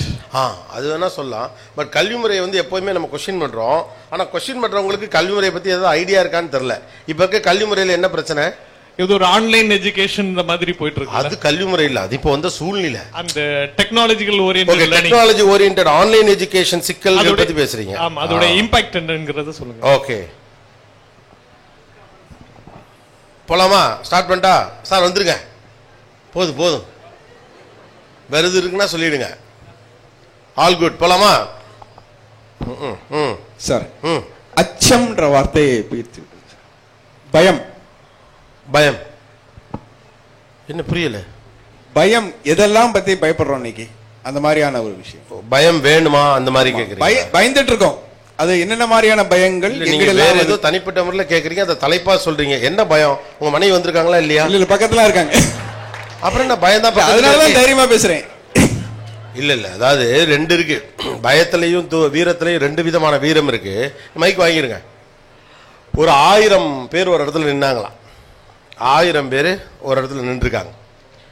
அப்போ என்ன பண்ணியிருக்காங்க, ஒரு அனௌன்ஸ்மெண்ட்டு இந்த மாதிரி வந்திருக்கு. சார் மாதிரி ஒருத்தர் சொல்லியிருக்காரு ஒரு அனௌன்ஸ்மெண்ட்டு, யாரெல்லாம் பொண்டாட்டிக்கு பயப்படுறவங்களோ அவங்கெல்லாம் இந்த பக்கமாக வந்துருங்க. முதல்ல 2 பேர் வந்திருக்காங்க, அப்புறம் 4 பேர் வந்திருக்காங்க, 8 பேர், 10 பேர், 100 பேர் வந்து கிட்டத்தட்ட பார்த்தா எல்லாம் வந்துட்டாங்க. ஒரே ஒரு கேரக்டர் மட்டும் இந்த பக்கம் நிற்கிது. So the award goes to அப்படின்னு பொண்டாட்டிக்கு பயப்படாதவரே அப்படின்னு சொல்லி அவருக்கு ஒரு இதை கொடுக்கலான்னு பார்த்தா அவர்கிட்ட கேட்டிருக்காங்க, நீங்கள் உங்கள் பொண்டாட்டிக்கு பயப்பட மாட்டீங்களா? 999 பேர் ஒரு பக்கம் வந்துட்டாங்க, உங்களுக்கு பயம் இல்லையா அவங்க மனைவியை பார்த்து அப்படின்னு. அவர் சொல்லியிருக்காரு, இல்லை இல்லை, என் பொண்டாட்டி கூட்டம் இருக்க பக்கம் போகக்கூடாதுன்னு சொல்லியிருக்கா, அதனால நான் இங்கே நிற்கிறேன் அப்படின்னு இருக்காரு. அது மாதிரி அவர் ஏதோ ஒன்று பயம், அது என்ன பயம்னு எனக்கு தெரியல, அதை நானே கண்டுபிடிச்சி குறுப்பேற்றி ரொம்ப நல்லா இருக்கு தம்பி, நல்லா இருக்கு, என்னன்னே புரியாம. Anyway, your topics are என்ன புக்ஸ் இளைய தலைமுறைக்கு சஜஸ்ட் பண்ணலாம், என்ன புக்ஸ் எல்லாம் படிக்கணும், இளைய தலைமுறை இளைய தலைமுறைக்கு ஆர்வத்தை உண்டாக்க, புத்தகம் படிக்கும் ஆர்வத்தை உண்டாக்க என்ன செய்ய வேண்டும், கல்வியில் ஃபெயிலியர் கேட்டகரியில் இருக்கக்கூடியவங்க ரெண்டாவதா அடுத்த ஒரு ஆப்ஷன் இருக்கு அல்லது அடுத்த சான்சஸ் இருக்கிறத அவங்கள மோட்டிவேட் பண்ணணும், பேரண்ட்ஸ் குழந்தை ரிலேஷன்ஷிப், கல்லூரி மாணவர்களின் எதிர்காலம், நல்லவனாகவும் கெட்டவனாகவும், நல்லவனாக இருக்கும்ல கெட்டவனாக இருக்கும்ல வல்லவனாக இருப்பது எப்படி, இந்த ஜெனரேஷன் பிள்ளைகள் எப்படி இருக்கணும், அது வந்து இந்த ஜெனரேஷன் பிள்ளைகள் அப்படி இருக்கணும், அந்த கொஸ்டின் இது. அப்புறம் ஸ்டடீஸ், ஸ்போர்ட்ஸ் படிக்க தான் சொல்கிறாங்க, விளையாட விட மாட்டேங்கிறாங்க, இயற்கை பாதுகாப்பு, பெண் பாதுகாப்பு, இந்த தலைமுறை பெற்றோர்களை மதிப்பதில்லை, வீட்டையும் நாட்டையும் காக்கும் படிப்பு, தற்கால கல்வி முறை, டெக்னாலஜி ஓரியன்ட், ஆன்லைன் எஜுகேஷன், அச்சம், பயம். அப்பா நான் ரிவர்ஸ்லேருந்து வரவா, அச்சம் பயம். அவர் என்ன நினச்சிக்கிட்டு கேட்டாருன்னு தெரியல, பட் அது ரொம்ப முக்கியமான ஒரு தலைப்பு போல எனக்கு படுகிறது. இன்னைக்கு இருக்கக்கூடிய எல்லாருக்கும் உள்ளுக்குள்ள சின்னதாக ஏதோ ஒரு அச்சம் இருக்கு. என்ன அச்சம்னே தெரியாது. டெய்லி அப்பப்போ பார்த்தீங்கன்னா நமக்கு எல்லாமே இருக்க மாதிரி இருக்கும், ஆனால் சின்னதாக ஒரு பயம் இருந்துக்கிட்டே இருக்கும். எதுக்குன்னே தெரியாது. உலகத்தில் எனக்கு தெரிஞ்சு பெரிய டிசீஸ் இந்த கொரோனாவோட ஒரு டிசீஸ் இருக்குன்னா அதுக்கு பேர் என்னமோ மாதிரி இருக்குன்னு ஒரு நோய் இருக்கு. அந்த நோய்க்கு இது வரைக்கும் எவனும் மருந்து கண்டுபிடிக்கல, தடுப்பூசியும் இல்லை, எப்போ வரும்னு சொல்ல முடியாது. வந்தால் அது பெரிய ஆபத்து. காலையில் எந்திரிச்ச உடனே என்னமோ மாதிரி இருக்கும், ஏன்னே தெரியாது. என்னமோ மாதிரி இருக்குன்னு சொல்லிட்டு இவங்க இன்னொருத்தவங்களும் ஃபோன் பண்ணி இந்த மாதிரி என்னமோ மாதிரி இருக்கு, என்னன்னே தெரியலை அப்படின்னு இவங்க அவங்களுக்கு ஃபோன் பண்ணுவாங்க. அவங்க சொல்லுவாங்க, நைட்டு சரியாக தூங்கியிருக்க மாட்டேன், இன்னும் சத்த நேரம் படுத்து தூங்கி இருந்துச்சு, காலைல ஒரு சூடாக காப்பியை குடிச்சு நல்லா இருப்போகுது அப்படிம்பாங்க. ஒரு 8 மணிக்கு திரும்ப ஃபோன் பண்ணுவாப்புல, நீ சொன்னபடி காலையில் எழுந்திரிச்சு குளிச்சு காப்பி கீப்பி எல்லாம் குடிச்சாச்சு, அது என்னன்னே தெரியல, மசன்னு இருக்குது மண்டைக்குள்ள. உடனே அவங்க கேட்பாங்க, அது வீட்டில் பிரச்சனையா, காலேஜில் பிரச்சனையா, இல்லை அந்தந்த கேட்டகரிக்கு கேட்பாங்க. கணவரோட பிரச்சனையா, பாய் ஃப்ரெண்டோட பிரச்சனையா, சாப்பாட்டில் பிரச்சனையா, பிள்ளைகளால் பிரச்சனையா, எதுன்னு தெரிஞ்சால் நானே சொல்லிட மாட்டேனா, என்னன்னு தெரியல, ஆனால் என்னமோ மாதிரி இருக்கு. ஆனால் ஒழுங்காக கிளம்பி வேலைக்கு போ, இல்லை வேலையை பாரு, சரியாயிரும். ஒரு 11 மணிக்கு ஃபோன் பண்ணுவாப்புல திரும்ப, நான் என்னென்னமோ பண்ணி பார்த்துட்டேன், என்னன்னே தெரியலை, என்னமோ மாதிரி இருக்கு. அப்போ அந்த எதிர்மனையில் இருக்கவங்க என்ன சொல்லுவாங்கன்னா, என்னமா அது காரணம் சொன்னா தானப்பா சொல்ல முடியும் அதுக்கான தீர்வை, காரணமே சொல்லாமல் என்னமோ மாதிரி இருக்கு, என்னமோ மாதிரி இருக்குன்னா அது எப்படி தான் சரி பண்ண முடியும் அப்படின்னு கேட்பாங்க. காரணம் தெரிஞ்சா நானே கண்டுபிடிச்சி சரி பண்ணிட மாட்டான்னு கடுப்பாக இவங்க ஃபோனை வச்சுருவாங்க. ஒரு 4 மணிக்கு திரும்ப ஃபோன் பண்ணுவாங்க. இவங்க என்னென்னமோ பண்ணிட்டேன், ஒன்றும் நடக்கலை, என்னமோ மாதிரி இருக்கு, நீ என்னமாவது பண்ணி தொலை. இவங்க வெறியாயிருவாங்க, கடுப்பாயிரும், ஃபோனை வை. என்ன ரீசனே தெரியாமல் என்னமோ மாதிரி இருக்கு, என்னமோ மாதிரி இருக்கு, என்னமோ மாதிரி இருக்குன்னு சொன்னீங்கன்னா ஒரு மனுஷால் என்ன பதில் சொல்ல முடியும் அப்படின்னு சொல்லிட்டு ஃபோனை வச்சுருவாங்க. இவங்க வேலையை பார்ப்பாங்க, அவங்க வேலையை பார்ப்பாங்க. ஒரு 6 மணிக்கு இவங்க அவங்களுக்கு ஃபோன் பண்ணுவாங்க. ஃபோனை போட்டு சொல்லு அப்படின்னு அவங்க சொல்லுவாங்க. யார் என்னமோ மாதிரி இருக்குன்னு காலையில் 8 மணிக்கு சொன்னால் கேரக்டர் சொல்லும். இப்போ இவங்க சொல்லுவாங்க, என்னன்னே தெரியலடி, என்னமோ மாதிரி இருக்கு. இந்த நோய் இப்போ இங்கே வந்துடும், வீடு முழுக்க என்னமோ மாதிரி இருக்கும். இப்போவே கூட பல பேர் என்னமோ மாதிரி இருக்கு, கோபிநாத்லாம் வர்றானா போய் பார்த்துட்டு வருவோன்னு வந்த கோஷ்டியெல்லாம் இங்கே உண்டு, எனக்கு தெரியும். ரைட்டா? ஏன் இப்போ இந்த என்னமோ மாதிரி இருக்கு அப்படின்னா, இந்த வாழ்க்கை குறித்த நம்பிக்கை நமக்கு மிக குறைவாக இருக்கிறது. இந்த வாழ்க்கை என்ன ஆகுமோ, இந்த வாழ்க்கை இப்படியே போகுமோன்னு கொஞ்சம் பேருக்கு பயம், இந்த வாழ்க்கை எப்படியோ போயிருமோ அப்படின்னு கொஞ்சம் பேருக்கு பயம், இருக்கிற வாழ்க்கை நீடிக்குமோ என்கிற பயம், இருக்கிற காசெல்லாம் காப்பாற்றிக்க முடியுமா அப்படிங்கிறது பயம், இன்னைக்கு சந்தோஷமா இருக்கும் நாளைக்கு சந்தோஷமா இருப்போமா மாட்டோமாங்கிற பயம், இன்னைக்கு தான் வாழ்க்கை இப்படி இருக்கு நாளைக்கு நல்லா இருக்குமான்னு தெரியலையே, இப்படியே கடைசி வரைக்கும் ஏதோ வாய்க்கும் கைக்குன்னு வாழ்க்கை போயிருமோங்கிற பயம். மொத்தத்தில் நம்ம எல்லாருக்கும் ஒரு பயம் இருக்கு. இந்த பயத்துக்கெல்லாம் நாம தான் காரணமான்னு கேட்டா அது இல்லை காரணம். இந்த பயம் எல்லாத்துக்கும் பின்னால் இருக்கக்கூடியது மகிழ்ச்சியாக இருப்பது என்பது பாவம் என்று நமக்கு சொல்லப்பட்டிருக்கு. டோன்ட் பி ஹாப்பி, சந்தோஷமாலாம் இருக்கக்கூடாது. ஒரு கல்யாண வீட்டுக்கு நல்லது கெட்டதுக்கெல்லாம் நம்மெல்லாம் போகிறப்ப பார்த்தீங்கன்னா பழைய ஃப்ரெண்ட்ஸ்லாம் ஒன்று சேருவாங்க. ஒரு 35 வயது மதிக்கத்தக்கக்கூடிய பெண்கள் எல்லாம் பழைய தோழிகளாக இருப்பாங்க, கசின்ஸாக இருப்பாங்க, நிறையா கிஸ் எல்லாம் பேசக்கூடிய அளவுக்கு நண்பர்களாக இருந்தவர்களாம். அதுக்கப்புறம் திருமணம் அப்படின்னு எல்லாம் வயசெட்டெலாம் என்ன இருப்பாங்க. சந்தித்த பிறகு ரொம்ப சந்தோஷமாக பயங்கரமாக சிரித்து பேசுவான். ஆண்கள்லாம் இளவு வீட்டில் இருக்க மாதிரி தான் இருப்பாங்க. அங்கே போனாலும் சரி தான், எப்படா முடிச்சு தொலைங்கடா வீட்டுக்கு போகணும், இந்த வேட்டி வேற கசகசாங்கிறது கடுப்பாக இருக்குது. எல்லாரும் யாருன்னு தெரியாது, எல்லாரும் கும்பிட்டு வணக்கம் வணக்கம், இவங்க நம்ம மேலே திரு மச்சானோட 2வது 3வதோட ஆமாம் ஆமாம் அப்படிமா, அவருக்கு வர தெரியாது இவருக்கு அவரை தெரியாது, முறைப்படி கும்பிட்டு வைப்போம் இருக்கட்டும்னு அவங்க பாட்டுக்கு வாழ்வாங்க. லேடிஸ்லாம் அவ்வளோ சந்தோஷமாக பேசி சிரிப்பாங்க. பேசி சிரித்து முடித்தவொடனே அதில் ஒரு அம்மா சொல்லுவாங்க, நல்லா சிரித்து கண்ணுங்கள்லாம் தண்ணி இப்படியே வந்து நிற்கும், ஏன்னா அவ்வளோ சிரிச்சிருப்பாங்க பேசி. அப்போ டக்குன்னு சொல்லுவாங்க, நல்லா சிரிச்சு விட்டேன், நாளைக்கு என்ன போகுதுன்னே தெரியல. மனிதனுக்கு மகிழ்ச்சியாக இருப்பது பயமாக இருக்கிறது. மகிழ்ச்சி துன்பத்தை கொண்டு வந்து சேர்க்கும் என்று நாம் ஏதோ ஒரு இடத்தில் நம்புகிறோம். மகிழ்ச்சியாக இருப்பது மனிதனிலிருந்து விலகிய ஒரு விஷயம், அதை போராடி பெற வேண்டும் என்று நினைக்கிறோம். மகிழ்ச்சியாக இருப்பது என்பது எப்போதோ கிடைக்கக்கூடிய அரிதான விஷயம் என்று நமக்கு அறிமுகப்படுத்தப்பட்டிருக்கிறது. வாழ்க்கை குறித்து நமக்கு தொடர்ச்சியாக சொல்லப்பட்ட கற்பிதமான கதைகள் வாழ்க்கையை துயரம் என்று நமக்கு போதிக்கின்றன. வாழ்க்கைங்கிறது என்ன? கஷ்டம், போராட்டம், கஷ்டப்படணும், போராடணும், துயரப்படணும், கண்ணீர் விடணும், கக்கூஸில் உட்காந்து அழுகணும், பாத்ரூமில் உட்காந்து கதறணும், மொட்டை மாடியில் தனியாக போய் நிற்கணும், கடற்கரையில் அப்படியே வானத்தை பார்த்த வாக்கில் நம்ம சோகத்தெல்லாம் செலவிடணும். எவனாவது ஜாலியாக இருக்கான்னு யோசிச்சிருக்கமா? எப்பாடுபட்டாவது கஷ்டமாக இருக்கணும். கடவுளே வேண்டாம் வெறுப்பா பிள்ளையை பெற்று காண்டாம இருக்கணும்னு பேர் வச்ச கதையாக கஷ்டப்பட்டு வாழ்றதுல மனிதனுக்கு ஒரு மகிழ்ச்சி. காரணம் வாழ்க்கை கஷ்டமாக இருந்தால் பின்னால் மகிழ்ச்சியாக இருக்கும் நம்ம நம்புகிறோம். பின்னால் மகிழ்ச்சியாக இருக்கட்டும். 70 வயசு வரைக்கும் கஷ்டப்பட்டுக்கிட்டே செத்துட்டு போயிடுறோம், முடிஞ்சு போச்சு. கடைசி வரைக்கும் மனுஷன் கஷ்டப்பட்டார். இந்த ஒத்த டயலாக்கு எதுக்கு சிரிக்காம இருக்குன்னு எனக்கு தெரியவே இல்லை. The perception of life is really confused. அதனாலதான் நம்ம இளைய தலைமுறை பிள்ளைகள் சற்று மகிழ்ச்சியாக இருந்தாலும் நமக்கு கோவம், என்ன கெக்கேன்னு சிரிப்பு. இதுல வேற மாதிரி சிரிக்கணுமா என்ன, அப்படி சிரிக்கணுமா என்ன? ஏன் 4 பேர் சிரிக்கிற பார்த்தா ஆத்திரம் வருது. நாகர்கோவில் பஸ் ஸ்டாண்டில் 4-5 கல்லூரி பெண்கள் 2 பசங்க உட்காந்து ஒரு ஹோட்டலில் பிரியாணி சாப்பிட்டு சிரிச்சானுங்கன்னா சம்பந்தமே இல்லாமல் 2 இட்லி கெட்டி சட்னி சாப்பிட்டு கார்னரில் இருக்க அங்கிளுக்கு ஏன் காண்டாகுது? ஒய் திஸ் மேன் பிகமிங் காண்டு? ஏன்? மகிழ்ச்சியாக இருப்பதுன்றது வாழ்விலிருந்து வெளியேறிய ஒரு விஷயம் நம்ம நினைக்கிறோம். ரெண்டாவது, எனக்கு அது கிடைக்கலே நினைக்கிறோம். இந்த காலத்து இளைஞர்கள் எவ்வளவு மோசமாக இருக்கிறார்கள், எப்படி வழி நடத்துவது, இதெல்லாம் சொல்றது யாருன்னு யோசிச்சு பாருங்களேன். காலேஜ் கல்ச்சுரல்ஸ்ல பக்கத்து காலேஜ் பிள்ளைய கையை பிடிச்சிருது கன்னியாகுமரிக்கு நாகர்கோவிலுக்கும் சண்டை வர்றதுக்கு காரணமான இந்த கேரக்டர் தான் இந்த கேள்வியை கேட்கும். முதல்ல வாழ்வியுடைய முதல் நோக்கம் என்னன்னு புரிஞ்சுக்கங்க. ஜெயிக்கிறது, கொண்டாடுவது, பெரிதாக சாதிப்பது, 10th 494 மார்க் எடுப்பது, 12th 1185 பேர் இருக்கிறது, 150 ஓன் ஓட்டு பொண்ணை கட்டுறது, பெரிய டாக்டர் வீட்டில் வாக்கப்படுறது, எல்லாட்டி பணக்கார பொண்ணா பார்த்து கல்யாணம் பண்ணி போறது, எல்லாத்தையும் விட மிக முக்கியமானது வாழ்வதலின் அடிப்படை நோக்கம் வாழ்வது தான். The very purpose of life is living. வாழ்வது தான் வாழ்வுடைய முதல் நோக்கம். நாமெல்லாம் சாதிக்கிறதா வாழ்வுடைய பெரு நோக்கம் சொல்றோம். அதனால தான் எல்லாத்தையும் பிள்ளைகள் மேல திணிக்கிறோம். பிள்ளைகள் மகிழ்ச்சியாக இருக்கிறது முக்கியமா, வெற்றிகரமானவர்களாக இருக்கிறது முக்கியமா? இதுதான் பெரிய பிரச்சனை. அவருக்குமே தான் பிரச்சனை. நல்லவனா இருக்கிறது கெட்டவனா இருக்கிறது ரெண்டுமே முடியல. வல்லவனா இருக்கிறதுக்கான சூத்திரம் தாருங்கள் அப்படின்னு சொல்றாரு. ஏன்னா நல்லவனா இருக்கிறது சிரமமா இருக்கு, கெட்டவனா இருக்க மனசு ஒத்துக்க மாட்டேங்குது. அப்ப பிள்ளைகளை நம்ம போட்டு என்ன பண்றோம்? இதுல எவனாக்குறது நமக்கே தெரியல. ஒவ்வொரு நாளைக்கு ஒரு ஃபார்முலா, ஒவ்வொரு நாளும் பிள்ளைகளை சோதனை கொடுத்த எலி போல வீட்டில் வச்சிருக்கிறோம். ஒரு நாளைக்கு இந்த ஃபார்முலா அப்ளை பண்ணி பார்க்கறது. அன்போடு இருக்கணும், அதான் முக்கியம். தம்பி, காசு பணம் தாண்டா முக்கியம். அவர் வருவாரு, 30 திருக்குறள்ல 3 இடத்துல சொன்னாரு காசு முக்கியம் இல்லைன்னு. அவர் சொல்லிட்டு போயிடுவாரா? கேட்டாத, அப்புறமா பொழைச்சு நல்லா இருந்துருவேன். வாழ்க்கை நல்லா போயிடுச்சுன்னு நாசமா போயிடும்.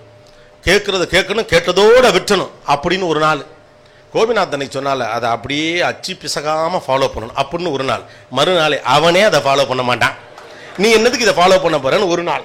கூகுளில் படித்ததில் ஒரு நாள், பக்கத்து விட்டு ஆண்டி சொன்ன கதை கேட்டு ஒரு நாள், நியூஸ் பேப்பரில் வந்த விஷயம் கேட்டு ஒரு நாள். இந்த வாழ்க்கையை எப்படியாவது சிறப்பானதாக அமைத்துக் கொள்ள வேண்டும் என்ற பரிதவிப்பிலும் போராட்டத்திலுமே வாழ்க்கையுடைய மகிழ்ச்சியான கூறுகளை நாம் மறந்து போகிறோம்.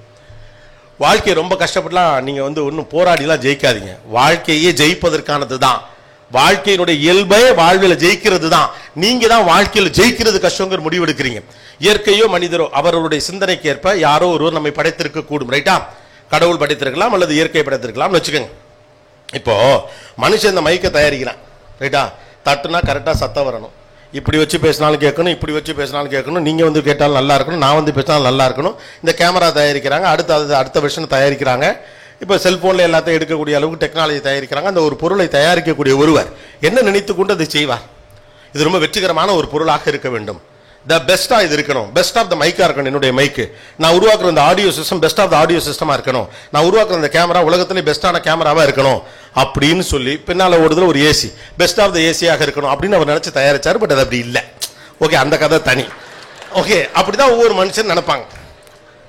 கேவலம் மனுஷன் தயாரிக்கிற பொருளே காலத்தை கடந்து வெற்றி பெற்றதாக இருக்க வேண்டும் என்று மனிதன் நினைப்பான் என்றால், கடவுளோ இயற்கையை உருவாக்கிய நீங்களும் நானுமா தோற்று போவோம். தோக்குறதுக்காக ஒருத்தனை இங்க படைச்சிருப்பான், தோக்குறதுக்காக ஒருத்தனை படைச்சிருப்பான். தோக்குறது தாங்க கஷ்டம். ஆக்சுவலா ஒரு அழகான பாயிண்ட் ஆஃப் வியூ சொல்லுவாங்க. நீங்கள் தோற்பதற்கு எடுக்கக்கூடிய முயற்சியில பாதி எடுத்தாலே ஜெயிச்சிடலாம். நம்ம தோக்குறதுக்கு தான் அவ்வளவு ட்ரை பண்றோம். இந்த உலகமே எனக்கு எதிராக இருக்கு, ஏத்த விட்டுக்காரன் நம்மளை போட்டு தள்ளணும்னு குறியோட தெரியலாம். ஒட்டுமொத்த நாகர்கோயில் கன்னியாகுமரி ஜில்லாவே எனக்கு எதிராக நிற்கிது. அவன் பாட்டுக்கு கடற்கரையில் சூரியனை பார்த்துக்கிட்டு சன்செட்ஸ் ஈவினிங்னு சுண்டல் வாங்கி தின்னுக்கிட்டு இருக்கான். போற வரவெல்லாம் எனக்கு எதிரியா இருக்கு. அவன் நம்மளை மறைக்கிறான். அவனுக்கு நம்ம மேல பொறாம. இந்த வாழ்க்கையில சோகமா இருக்கிறதுக்கு எவ்வளவு பேராமீட்டர்ஸை தேடுறோம் பாருங்க. ரொம்ப நாள் கழிச்சு ஒருத்தரை பார்த்து அவர் சிரிக்காம போயிட்டு அவனுக்கு பணம் வந்துருச்சுங்கிற திமிர். அவனே கடன் வாங்கின கடுப்புல தெரியறான். We don't know that what others life is happening. நாம் என்ன நினைக்கிறோமா? இந்த உலகமே நமக்கு எதிராக இருக்கிறது. நம்ம வாழ்க்கையை சோகப்படுத்திக்க எல்லா பிரயத்தனங்களையும் எடுக்கிறோம். என்னுடைய பிள்ளை சரியில்லை, என்னுடைய கணவர் சரியில்லை, என்னுடைய மனைவி சரியில்லை, எனக்கு சொத்து சுகம் இல்லை, எனக்கு வாழ்க்கையில ஒண்ணுமே இல்லை, எல்லாம் இருந்துச்சுன்னு வச்சுக்கோங்க. கடைசியாக ஒரு டயலாக் சொல்லு, எல்லாம் இருந்தும் மனசுக்கு ஒரு குறையா இருக்கு. அப்ப குறையா இருக்கணுங்கிறதா நம்ம இன்டென்ஷன். ஏன்னா மகிழ்ச்சி என்பது வாழ்வின் விரோத போக்குன்னு நம்ம நினைக்கிறோம். மகிழ்ச்சியாக இருப்பது பாவம் என்று நினைக்கிறோம். மகிழ்ச்சியாக இருப்பவர்களை பொறுப்பற்றவர்கள் என்று முத்திரை குத்த பார்க்கிறோம். சில பேர் ஜாலியா இருப்பான். ஜாலியா இருக்கவனோட எதெல்லாம் நீங்க அசோசியேட் பண்ணீங்கன்னு கவனிங்க. சந்தோஷமாக சிரித்து பேசக்கூடிய ஒரு ஆளோடு நீங்க எதையெல்லாம் அசோசியேட் பண்ணீங்க பெருபாரியா கவனிச்சு பாருங்க. பொறுப்பு இல்லாதவர். ஓகே, குடும்ப பொறுப்புகளிலிருந்து விலகி இருப்பவர், அவருக்கு ஒன்றும் தெரியாது, சும்மா சபை நாகரிகம் தெரியாதவர், கெக்கே பெக்கே வென்று இருப்பார். உங்களுடைய எந்த கருத்தை பத்தியும் கவலைப்படாம அவன் சந்தோஷமா இருப்பான். நீங்க அவனை நினைச்சே சோகமா இருப்பீங்க. அவன் ஜாலியா தான் இருப்பான். உங்களுக்கு அடுத்தவரின் அங்கீகாரம் தேவைப்படுகிறது. இந்த வாழ்க்கையில் மகிழ்ச்சியாக நாம் இல்லாமல் இருப்பதற்கான காரணம் we expect recognition from every other person on a everyday basis. முன்னால கூட பரவாயில்லை, இந்த இளைய தலைமுறை பிள்ளைகள்லாம் 10 வருஷத்துக்கு முன்னால் நீங்கள்லாம் என்ன சொன்னீங்கன்னு உங்களுக்குலாம் ஞாபகம் இருக்கா? இப்போ 18 வயசுல இருக்க நீங்க 12 வயசுல இருக்கப்போ கூட நம்ம வீட்டில் எதிர்த்து என்ன பேசியிருப்போம்? நீ ஏன் சித்தப்பா பத்தி கவலைப்படுற, நீ ஏன் அத்தையை பத்தி கவலைப்படுற, நீ ஏன் மாமா பத்தி கவலைப்படுற, அவங்க சொன்னா நமக்கு என்ன, அடுத்தவர்களை பற்றி கவலைப்படாத ஒரு அற்புதமான வாழ்க்கையை வாழ வேண்டும், அப்படித்தான் இருக்க வேண்டும் அப்படின்னு பயங்கர பிம்பிலிக்கு பிலாப்பி விட்ட பகையரா முழுக்க இன்னைக்கு 21 வயசுல இன்ஸ்டாகிராம்ல எவனா கமெண்ட் சொன்னா கூப்பிடப்படுது அழுகுறாங்க. இதுக்கு மாமா மச்சன் சொன்னதுக்கே கேட்டுக்கிட்டு பேசாம இருந்திருக்கலாம். மாறிடுச்சா உலகம்? டெக்னாலஜி தான் மாறி இருக்கு. மனசு அதை விட பன்மடங்கு பின்னால போயிருக்குது. யாரோ ஒருத்தன் கூட நம்மளை தப்பா சொல்லிடக்கூடாதுன்னு கவலைப்படுறான். யாருன்னே தெரியாது. உங்களை காண்டேத்துறது தான் அவனுடைய அடிப்படை நோக்கமே. அவன் காண்டேத்துறதுக்கு தானே இருப்பான். லைஃப் நம்ம எங்கெல்லாம் கொண்டு சுருக்கிக்கிறோம் பாருங்க. 1000 அன்பான மனிதர்கள் சுற்றி இருந்தாலும் கூட அவர்களை பற்றி சற்றும் கிஞ்சித்து எதை பத்தியுமே கவலைப்பட மாட்டோம். ஆனா நம்ம குடும்பத்தில் நம்ம குறை சொல்றதுக்கு ஒரு கேரக்டர் பாருங்க. நம்ம வாழ்க்கையை அவங்ககிட்ட கொண்டு போய் அடமான வைப்போம். இதை செஞ்சு அந்த ஆள் என்ன சொல்லுவான், இப்படி பண்ணிட்டு அந்த ஆள் என்ன சொல்லுவான், நீங்க என்ன பண்ணாலும் அவன் நொய் தான் சொல்லுவான். ஆனா முழுக்க முழுக்க இந்த ஒட்டுமொத்த வாழ்க்கையை எங்க கொண்டு அடமான வைக்கிறோம்? தன்னை பற்றி தவறாக யார் கருத்து சொல்லுவார்களோ அவருடைய குட் புக்ஸுக்குள்ள இடம் பெறுவதற்கு நீங்க ட்ரை பண்ணிட்டே இருக்கீங்க. நீங்க எல்லாருமே கவனிச்சு பாருங்க. எல்லார் குடும்பத்திலயும் ஒரு கேரக்டர் இருக்கும். அந்த கேரக்டர் நீங்க என்ன பண்ணாலும் உங்களை தப்பு தான் சொல்ல போகுது. ஆனா நம்ம வாழ்க்கை கடைசி வரைக்கும் அவனை திருப்திப்படுத்துறதுலே போயிடும். உங்களுக்கு பிடிக்காதவர்கள் அல்லது உங்களை பிடிக்காதவர்களை பற்றி உங்கள் வாழ்க்கையை முழுக்க நீங்கள் யோசித்துக் கொண்டிருந்தால் உங்களை பிடித்த 100க்கும் மேலானவர்களை நீங்க இழக்க வேண்டியவர். அவங்க தான் உங்களுக்கு உண்மையான சந்தோஷம் தரும். ஆனா நம்ம அட்டென்ஷன் முழுக்க எங்க இருக்கு? ஒரு பெர்ஃபெக்ட் லைஃபை வாழணும்னு ஆசையா இருக்கு. What is call perfect life? இந்த பெர்ஃபெக்ட் லைஃப் அவங்களே டெஃபினேஷன்லாம் வச்சிருக்காங்க. இப்படி எல்லாம் இருந்தா பெர்ஃபெக்ட் லைஃப், இப்படி எல்லாம் இருந்தா பெர்ஃபெக்ட் லைஃப். இந்த உலகத்துல சூப்பர் லைஃப்னு ஒண்ணு கிடையாது, சுமார் லைஃப்னு ஒண்ணு கிடையாது. அவன் லைஃப் அவனுக்கு சூப்பர், அவ்வளவுதான். வாச்சது தான் பொண்டாட்டி, வாச்சது தான் புருஷன். ரைட்டா? Don't expect too many things in life. Life is so simple, don't complicate it. இந்த வாழ்க்கையில நீங்கள் மகிழ்ச்சியாக இருக்க வேண்டும் என்றால் என்ன செய்ய வேண்டும்? சும்மா இருக்கணும் போதும். அதை சொதப்பாம, காம்ப்ளிகேட் பண்ணாம, கடுப்பேத்தாம, இது என்னன்னே தெரியாத அளவுக்கு குழப்பிக்காம இருந்தா போதும்.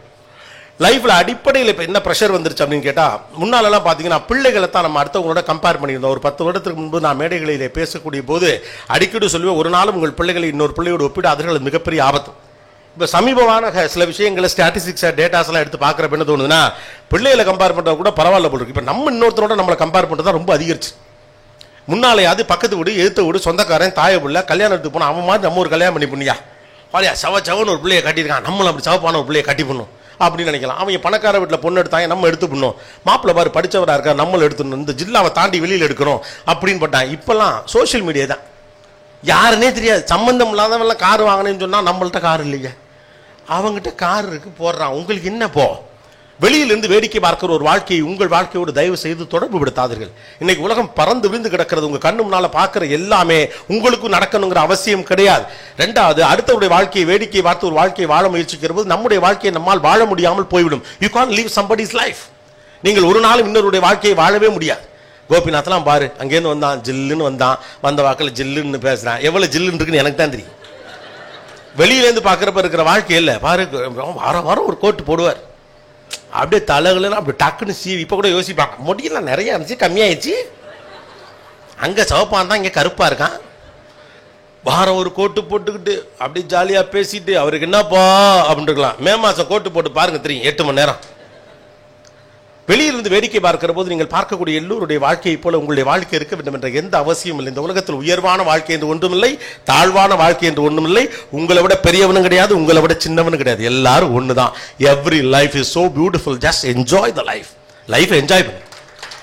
நம்ம எல்லாரும் என்ன குழம்பி போயிட்டோம்னா, கடந்த 10-15 ஆண்டுகளில் கடுமையான மோட்டிவேஷன், எக்கச்சக்கமா வெற்றியை பத்தி அதிகமா 20 ஆண்டுகளில் பேசின காரணத்தினால் என்ன நினைச்சிட்டோம்னா, வெற்றி தான் மகிழ்ச்சியை தரும் என்று நாமவே தீர்மானித்து விட்டோம். கடுமையாக உழைக்கணும், போராடணும், கஷ்டப்படணும், இருக்கவனையெல்லாம் போட்டு தள்ளணும், காசு பணத்துக்காக எவன் கழுத்தில் வேணாலும் ஏறி மிதிக்கணும், எல்லாம் பண்ணி முடிச்சுட்டு பிள்ளைகளை பணக்காரனாக்கணும், நம்மளும் பணக்காரனாலும் வீடு வாசல் காருன்னு வாங்கணும், அடுத்த வீட்டில் எவெல்லாம் பார்த்தோமோ அதை விட ஒரு பொருளை கூடுதலாக வாங்கி வச்சு நாம ஜெயிச்சிட்டோன்னு அனௌன்ஸ் பண்ணாலும் செத்துருவோம். ஏன்னா வெற்றி தான் மகிழ்ச்சி என்று கடந்த 20 ஆண்டுகளில் நமக்கு தொடர்ச்சியாக போதிக்கப்பட்டது. உண்மையில் சொல்லப்போனா வெற்றி என்பது மகிழ்ச்சி இல்லை, மகிழ்ச்சியாக இருப்பதுதான் வெற்றி. முதல்ல அது புரிஞ்சிருச்சுன்னா ஆட்டோமேட்டிக்கா லைஃப் சிம்பிளா. மகிழ்ச்சியாக இருப்பது தான் வெற்றியே. கடைசியில் இதெல்லாம் எதுக்காக பண்றீங்க? மகிழ்ச்சியா இருக்கிறதுக்கு தானே பண்றீங்க. ஆனா மகிழ்ச்சியே இல்லாம மகிழ்ச்சியை நோக்கின ஒரு பயணம் இருக்கும் என்றால் அதுல என்ன அர்த்தம் இருக்கிறது? உங்கள் மகிழ்ச்சியை நோக்கின பயணமும் மகிழ்ச்சியாக இருக்கும் என்றால் தான் அது கம்ப்ளீட்டான ஃபுல் ஃபிளெஜ்டான ஒரு லைஃபாக இருக்க முடியும். ஆனால் மகிழ்ச்சியை நோக்கிய பயணம் எப்போதுமே துயரமாக இருக்கணும். இந்த தகவல் உங்களுக்கு பிடிச்சிருந்தா லைக் பண்ணுங்க, உங்க ஃப்ரெண்ட்ஸுக்கு ஷேர் பண்ணுங்க, மறக்காம எங்க சேனலுக்கு சப்ஸ்கிரைப் பண்ணுங்க.